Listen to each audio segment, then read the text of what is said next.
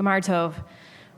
When I was first asked to give this dvar, while grateful and honored, I wasn't sure I would have much to say. To be honest, my awareness of this traditional reading for Yom Kippur Mincha Acharei Mot and the earth-shattering structural harm that the verses we're about to read have led to did not become clear to me until I was an adult. And by that time, I had already come out and landed softly as a college student and then adult in pluralistic, humanistic, justice-centered Jewish community.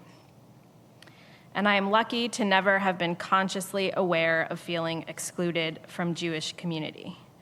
As a queer woman born as and identifying currently as a woman, I never felt personally targeted by these verses, which I know is not the experience of many others historically or today, inside and outside of our TBZ community. By the time I came out to friends at age 20, the film Trembling Before God, highlighting the brave lives lived by gay Orthodox Jews, had already come out, and my campus already had a fledgling Jewish LGBTQ organization called Ga'ava. I knew that if I ever needed it, I would be able to find a safe space if I felt excluded from Jewish community. I know that the ease of my experience is due to the tremendous bravery, leadership, and decades of organizing by many Jewish leaders before me, including Rabbi Steve Greenberg, Rabbi Elliot Kukla, and Idit Klein, amongst many others, in the deep lineage of queer and gender-expansive Jews.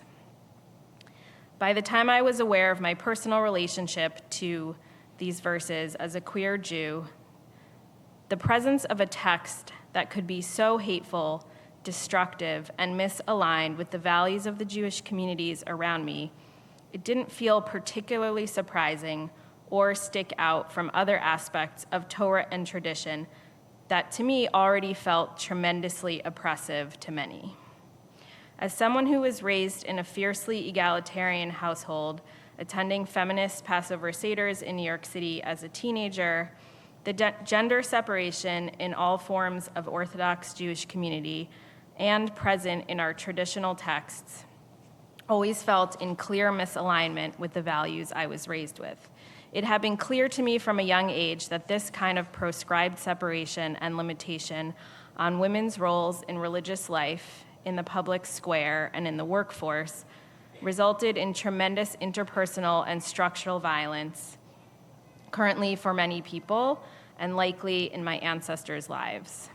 So the idea that the Torah included other exclusionary language, which can feel dissonant to modern day values, always just felt kind of obvious. If we look, we will find there are countless stories throughout the Torah that contain structural violence against women, others that exclude non-Jews, and still others that warmonger and condone violence through rape, enslavement, and stoning.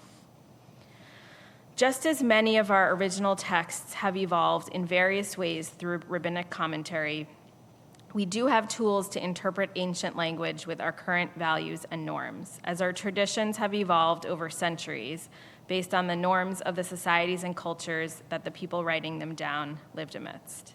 In the case of Leviticus 18:22 and many other texts, we can understand how the Torah Sheba'al Peh, the oral Torah, can lead us to understand the actual Torah that we should live by. In the case of these Maftir verses we're going to read, as Rabbi Sharon Kleinbaum, formerly of Congregation Beit Simchat Torah in New York, the world's largest LGBTQ synagogue, says about these painful verses, they can also be interpreted in more modern, less literal ways, in this case to mean that we should not pretend to be someone that we're not. And there are many other interpretations of how the original intent behind this text can be understood in ways that are empowering and meaningful rather than exclusionary and bigoted. And yet, we find, much as we would prefer not to, troubling teachings and texts like Vayikra 18:22, like the Book of Esther's glorification of violence, that we know have been used to justify terrible treatment of humans by other humans. We also find the same terrible things done in the name of the legal frameworks of the land in which we live.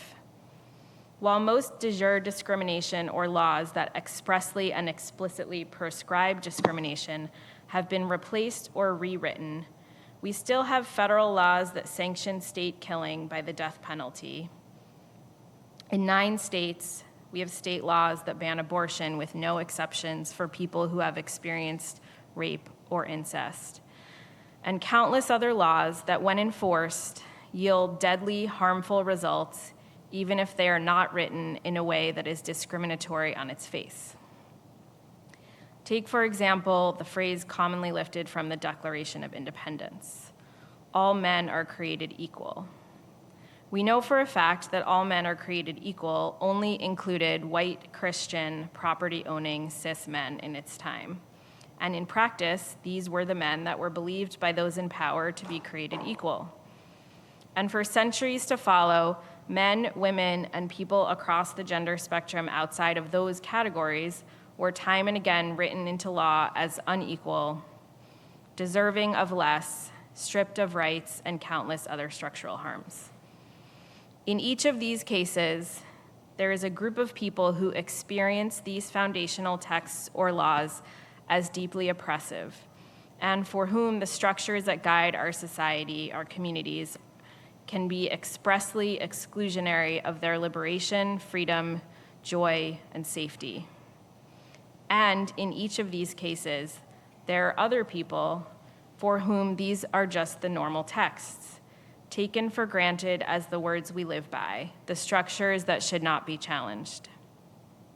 For many here, Leviticus 18:22 has felt personally devastating and unspeakable throughout our lives. And for some, it likely hasn't. There are countless other examples in the Torah that may feel exclusionary and harmful to one group of people and not to another group of people, who may not feel as personally targeted. For many people in this room, it may be possible to hear or read all men are created equal and not feel the sting of generations of suffering due to the hypocrisy of a document still considered to be a founding text of our nation. And for others, it is not possible. When we encounter these texts, can we find ways to balance our commitment to tradition with the recognition there are also tremendous flaws in our texts, including Vayikra 18:22. By finding ways to explicitly acknowledge the structural violence they cause, can this allow us to live Jewish lives and build Jewish communities that better represent our values? And maybe can this help us to build relationships of solidarity, compassion, and accountability with others across lines of difference? That was a question. Difference? It is our responsibility when presented with texts, whether in the Torah or other foundational societal documents, that represent an oppressive framework for members of our communities or that strip entire groups of people of their rights. It is our responsibility to be aware of them and to work to create societies that are not built on these texts, whether we are personally targeted by a particular text or not. Acknowledging that these texts exist and recognizing the impact they have had imbues us with the obligation to know their harm, to know their impact. Acknowledgement does not mean that we accept them as true, good, or representative of the Judaism we want to uphold in our communities, or as laws that we want to uphold, but rather, it deepens our ability to apply this critical lens to other texts that may be harmful, to see their impact, and build compassionate ties with people impacted by texts and laws that may not impact us personally.